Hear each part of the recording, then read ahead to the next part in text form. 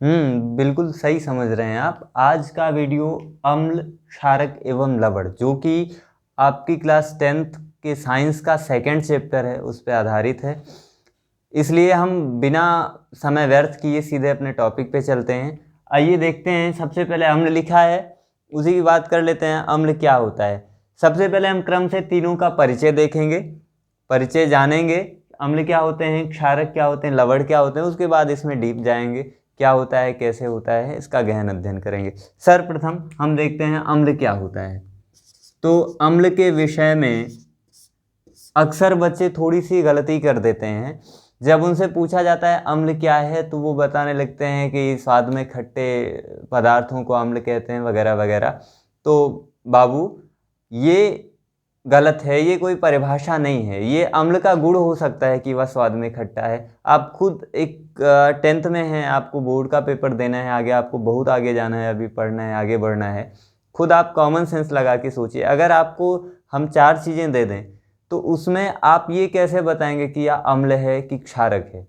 स्वाद चख कर तो नहीं बताएंगे ना, कि हर पदार्थ को आप चखेंगे, खट्टा लग जाएगा, तब आप उसको डिसाइड करेंगे नहीं ये अम्ल है। तो ऐसी गलती मत करिए।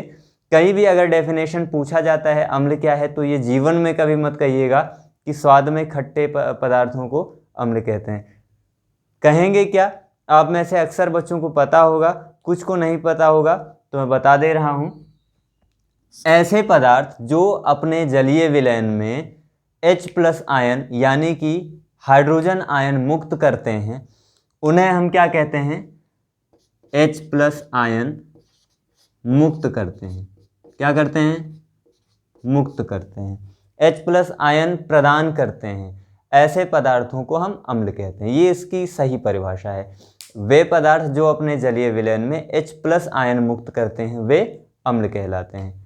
ये हो गया आपके अम्ल का परिचय। अब परिचय में आप इसको बाद में कह सकते हैं। अगर कोई पूछे कि अम्ल के क्या क्या गुण होते हैं, तो उसमें आप कह सकते हैं कि उसका एक गुण यह भी है कि वो स्वाद में खट्टा होता है। क्लियर? अब जैसे देखिए, ये बात हमेशा ध्यान रखिएगा कि कभी भी कोई भी अम्ल हमेशा जलीय विलयन में ही आयनों को मुक्त करता है। कभी भी स्वतंत्र अवस्था में, जैसे मान लीजिए आपके पास HCl है, तो ये एक अम्ल है, लेकिन जब तक ये जलीय विलयन में इसको, अगर आपके पास ठोस केवल प्योर HCl है, तब वो उसका गुण अम्लीय नहीं होगा, तब वो अपना अम्लीय गुण प्रदर्शित नहीं कर पाएगा। जब तक आप वो जलीय विलयन, आप उसका जलीय विलयन नहीं बनाएंगे, जल में नहीं घोलेंगे, तब तक वो अपना अम्लीय प्रभाव नहीं दिखा सकता है। तो होता क्या है, जैसे मान लीजिए इसमें जल है, जल है एक बीकर में। अब इस बीकर में जब HCl जाएगा, तो HCl का आप लोग करिए ना, आप लोगों को पता है कैसे आयन बनते हैं, कैसे जुड़ते हैं। अलग हो गए तो क्या HCl मतलब क्या? H माने 1 होता है, H का परमाणु क्रमांक 1 होता है। एक परमाणु क्रमांक होने से उसमें क्या पता चलता है? इसमें एक प्रोटॉन है। एक प्रोटॉन है तो इसका मतलब यह हुआ कि इसमें इलेक्ट्रॉन भी एक है। तो इलेक्ट्रॉन एक हैं, तो ये चाहता क्या है? अपना द्विक बनाना चाहता है कि हमारे पास 2 इलेक्ट्रॉन हो जाए, इसीलिए अभिक्रिया करता है। अगर आप ये सब चीज़ें नहीं पढ़े हैं, तो मैंने पहले जो हम इससे पहले कल वीडियो मैंने अपलोड किया था, आप वो जाके बेसिक केमिस्ट्री की चीज़ें पढ़ सकते हैं, जो कि बहुत ज़रूरी हैं। अगर आप पढ़ चुके हैं तो आगे बढ़ सकते हैं, नहीं पढ़े हैं तो इसमें समय बर्बाद मत करिए। इस वीडियो में आप इसे छोड़िए, पहले जाके बेसिक केमिस्ट्री पढ़ लीजिए, उसके बाद इसको पढ़ लीजिएगा, क्योंकि आप आगे देखें भी और समझ में भी ना आए, उसका कोई फ़ायदा नहीं है। तो फिलहाल जो बच्चे देख रहे हैं उनको पता होगा कि कैसे कोई रिएक्शन होता है, कैसे किस पे प्लस चार्जेस आते हैं, कैसे माइनस चार्जेस आते हैं। तो H में एक इलेक्ट्रॉन होता है। एक इलेक्ट्रॉन होने का मतलब उसके पास एक ही कक्षा है। अब मान लीजिए इसको हम हाइड्रोजन का परमाणु मान लें, ये नाभिक हो गया, नाभिक के बाहर इलेक्ट्रॉन चक्कर लगाता है। तो H का प्रोटॉन एक होता है। प्रोटॉन एक होने का मतलब यह हुआ कि उसमें इलेक्ट्रॉन भी एक ही होगा, क्योंकि प्रोटॉनों और इलेक्ट्रॉनों की संख्या किसी परमाणु में सदैव समान होती है। तो एक ही जब इलेक्ट्रॉन है तो इसके पास कक्षा भी एक ही है, ऑर्बिट भी एक ही है। तो पहले ऑर्बिट में 2 से अधिक हो नहीं सकता है, 2 हो जाएगा तो भर जाएगा। तो ये क्या चाहता है, हमारे पास 2 हो जाए, इसीलिए यह अभिक्रिया करता है। Cl का कितना होता है, Cl का कितना होता है बाबू, 17 का मतलब यह हुआ कि उसके पास 17 प्रोटॉन हैं। 17 प्रोटॉन होने का मतलब यह हुआ 17 इलेक्ट्रॉन भी हैं। अब इसका अगर हम KLMN में इलेक्ट्रॉनिक कॉन्फ़िगरेशन करेंगे तो इसका तो 1 हो गया अकेले, और इसका पहले में 2 हो सकता है, दूसरे में 8 हो सकता है, तीसरे में 18, तो इसके पास हो कितना गया, 2 8 अगर हम रख दिए तो 10 तो पूरा हो गया, बच रहा है 17 में से 7, तो इसके पास कितना हो रहा है, 2 8 7, यानी कि इसको 1 की ज़रूरत है। 1 की ज़रूरत है तो ये क्या करेगा, अपना वाला 1 इसको दे देगा। अपना वाला 1 जब इसको दे देगा तो ये क्या हो जाएगा, इसका अष्टक पूर्ण हो जाएगा। लेकिन जब ये दे देगा तब इस पे क्या आ जाएगा, प्लस चार्ज, और Cl पे माइनस चार्ज। तो इसी तरह ये क्या होते हैं, जुड़े होते हैं। HCl कैसे होता है, H पे प्लस चार्ज और Cl पे माइनस, जैसे NaCl में Na पे प्लस होता है और Cl में माइनस। अब यही HCl जब इसमें ऐसे ही हर एक लवण में होता है, अभी मैं उदाहरण केवल HCl का दे रहा हूँ, तो जब इस HCl को जल में डालते हैं या जलीय विलयन बनाया जाता है तो क्या होता है, H अलग हो जाता है, Cl अलग हो जाता है, सभी आयन दोनों के अलग अलग हो जाते हैं। आयन जैसे मान लीजिए ये H प्लस हो गया अलग, यहाँ पे Cl माइनस अलग, ये H प्लस अलग, Cl माइनस अलग, तो आयनों में टूट गए, अपने अपने आयनों में टूट गए, अलग अलग हो गए। अब अलग हुए तो क्या क्या बना, यहाँ पे Cl माइनस बना और H प्लस बना। H प्लस आयन जब मुक्त हो गया यानी कि स्वतंत्र हो गया, निकल गया, तो H प्लस आयन निकलने का मतलब क्या हुआ, यह अम्ल है, तो अम्लीय गुण प्रदर्शित करेगा। इसी प्रकार से क्षारक होता है। क्षारक में क्या होता है, जैसे अम्ल में H प्लस आयन मुक्त होते हैं, उसी प्रकार क्षारक में OH माइनस यानी कि हाइड्रोक्सिल आयन जिन्हें हम कहते हैं OH माइनस आयन यानी कि हाइड्रोक्सिल आयन मुक्त होते हैं। जिन पदार्थों के जलीय विलयन में हाइड्रोक्सिल आयन मुक्त होते वे पदार्थ क्षारक कहलाते हैं। जैसे मान लीजिए ये आपका बीकर है, मैं समझा दे रहा हूं आपको।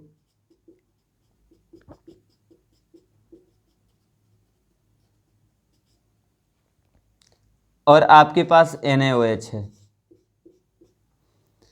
NaOH को जब हम इसमें डालेंगे तो आपको पता है, आप खुद करके देख सकते हैं, बार बार मैं रिपीट करूंगा, वही चीज़ समझाऊंगा तो बहुत ज़्यादा वीडियो लंबा हो जाएगा और कोई मतलब भी नहीं, क्योंकि मुझे लगता है आप लोग समझ चुके होंगे।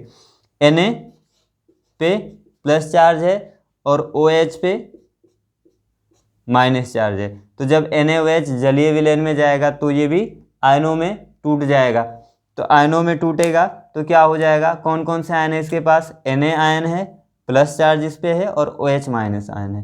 तो ये ऐसे हो जाएगा, ये मान लीजिए Na plus OH minus, Na plus OH minus. तो यहाँ पे H प्लस आयन तो कहीं नहीं आ रहा है ना, यहाँ पे क्या आ रहा है, Na प्लस आ रहा है और OH माइनस हाइड्रोक्सिल आयन आ रहा है। तो हाइड्रोक्सिल आयन यहाँ पे मुक्त हो रहा है, इसलिए ये NaOH का मतलब क्या हुआ, या क्षारक है। तो यहाँ पे हमें लगता है आपको अम्ल और क्षारक समझ में आ गए होंगे। इसके बाद एक शब्द आता है क्षार। अब बहुत से बच्चे कंफ्यूज हो जाते हैं, क्षारक और क्षार में अंतर होता है कि नहीं होता है, दोनों एक चीज़ें हैं तो क्या होती हैं। मैं आपको क्लियर कर दूं, क्षारक और क्षार दोनों में अंतर है। क्या अंतर है, क्षारक आप समझ गए, अब क्षार आप समझ लीजिए। इन्हीं क्षारकों में से जो क्षारक होते हैं उनमें से ऐसे क्षारक जो जल में घुल जाते हों, जल में विलेय हों, जल में घुलनशील हों, उनको हम क्षार कहते हैं। यानी कि जो क्षार होता है वो भी क्षारक ही होता है, जो क्षार होता है वो भी क्षारक ही होता है। जो क्षारक जल में घुल जाए उसको हम क्षार भी कहते हैं। समझ में आ गया, जो नहीं घुलता है उसको हम क्षार नहीं कह सकते। क्लियर, ये आपका क्षारक और क्षार में अंतर हो गया। अब बात करते हैं लवण की। लवण क्या होते हैं, अम्ल और क्षारक की परस्पर अभिक्रिया से लवण का निर्माण होता है। अब इस प्रक्रिया में हम आपको थोड़ा सा समझा दे रहे हैं एक बहुत विशेष महत्वपूर्ण टॉपिक, जिसको हम उदासीनीकरण की अभिक्रिया कहते हैं। क्या कहते हैं, उदासीनीकरण।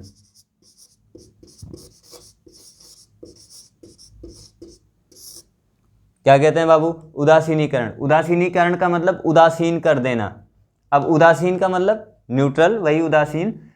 अब यहाँ पे आप देख रहे हैं किसी पे प्लस है, किसी पे माइनस है। अम्ल में जो होता है H+ आयन मुक्त होता है, क्षारक में OH- मुक्त होता है। इससे पहले आपको मैं पिछली वीडियो में बताया भी हूँ, जब प्लस और माइनस चार्ज कहीं पे बराबर होते हैं, किसी के पास प्लस और माइनस दोनों बराबर होते हैं, तब वहाँ पे कोई चार्ज नहीं लिखा जाए, तब वो दोनों मिलके न्यूट्रल हो जाते हैं।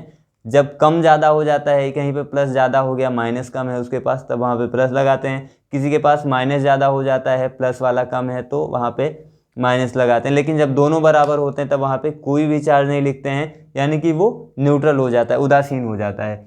इसी प्रकार अम्ल और क्षारक की जब क्रिया होती है तो आपको पता है अम्ल में क्या होता है? अम्ल में क्या होता है? H+ आयन, और क्षारक में OH- आयन। ये दो चीज़ें बनती हैं। तो H और OH मिलकर दोनों क्या करते हैं? H यानी कि H2 हो गया, और O ये क्या हो जाता है? H2O बन जाता है। H और H मिलकर H2 हो जाता है, O H2O हो जाता है। यानी कि और बाकी की जो चीज़ें होती हैं वो आपस में मिलकर लवण बना लेते हैं।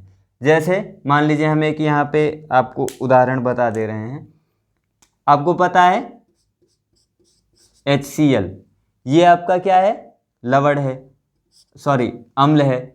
HCl के बाद दूसरा है NaOH, ये आपको पता है क्या है?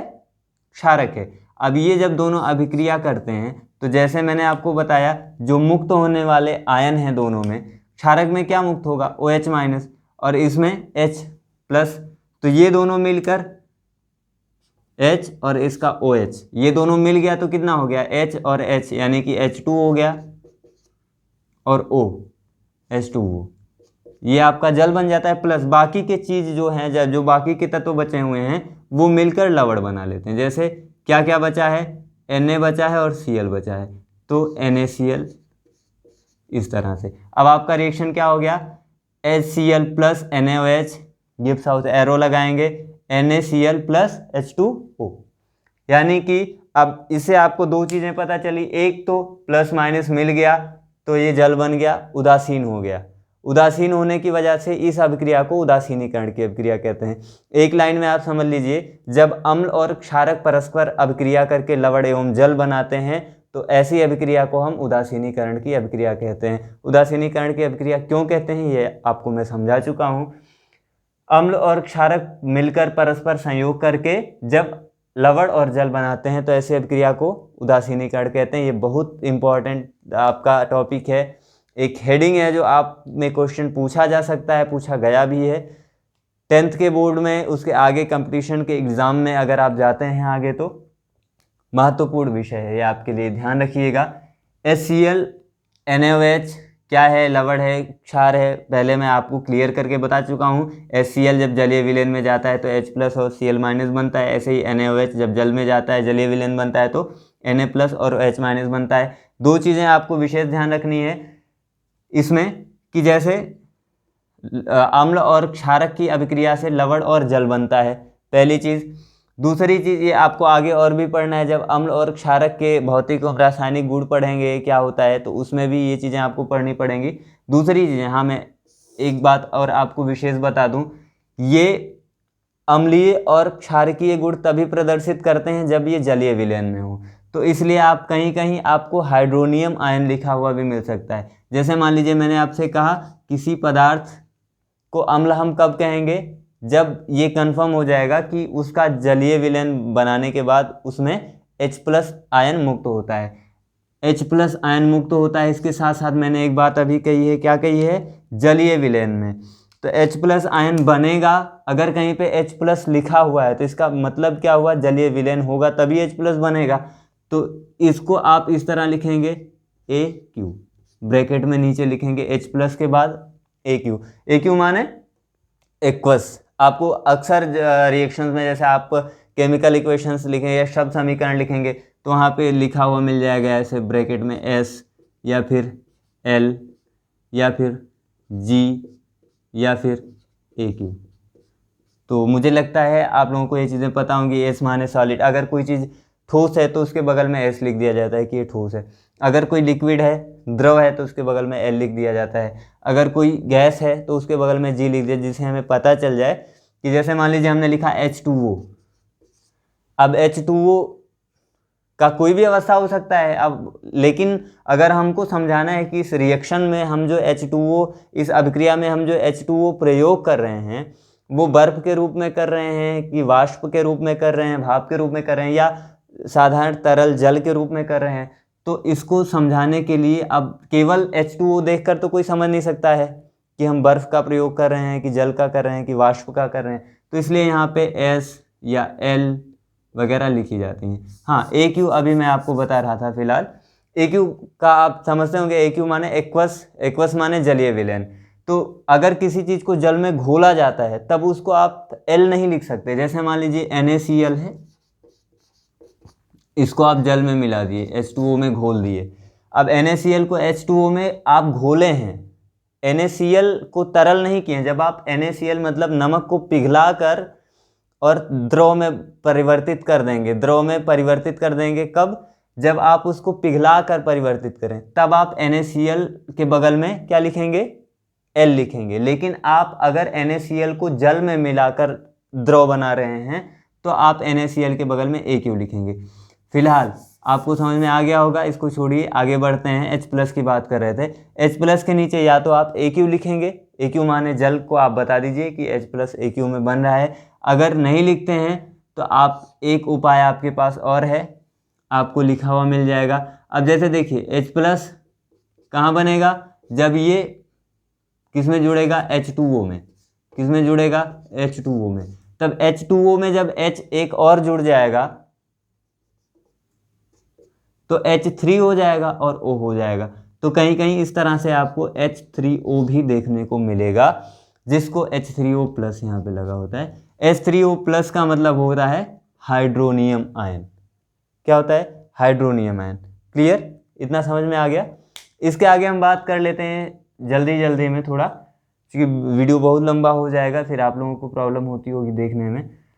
अम्ल, क्षारक, क्षार, लवण, उदासीनीकरण, हाइड्रोनियम आयन वगैरह, ये सब चीज़ें आप मुझे लगता है डीपली समझ गए होंगे जितना अभी मैं बताया हूँ आप लोगों को।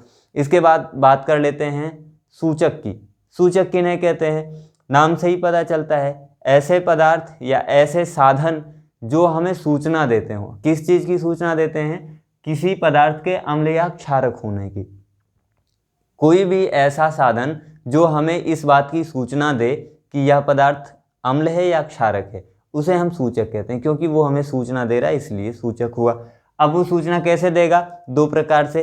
पहला, बोल तो सकता नहीं है कि हमको बता देगा देख कर कि ये अम्ल है ये क्षार है, तो क्या कैसे करेगा? या तो वो रंग परिवर्तित करके हमको सूचना देगा, या तो वो ऐसा कुछ स्मेल करेगा, गंध से हमको देगा। तो देखिए, मुख्य रूप से ये आप कोई समझाने पढ़ाने वाली टॉपिक नहीं है, लेकिन फिर मैं बता दे रहा हूँ, आप इसको देख सकते हैं, एक बार बुक में देख लेंगे तो समझ में आ जाएगा। कई सारे प्रकार के सूचक होते हैं, जैसे मैथिल ऑरेंज हो गया, फिनाफ्थेलिन हो गया, उसके बाद लिटमस, मोस्ट इम्पॉर्टेंट जो होता है, सबसे ज़्यादा प्रयोग किया जाने वाला लिटमस पेपर, और लिटमस का विलेन भी आता है। जैसे अब लिटमस का ही हम उदाहरण अगर ले लें, लिटमस पत्र, तो ये रंग परिवर्तित करके, अपना रंग बदलकर हमें यह बताता है कि कोई पदार्थ अम्ल है कि क्षारक। लिटमस पत्र या लिटमस पेपर दो कलर में आता है, एक आता है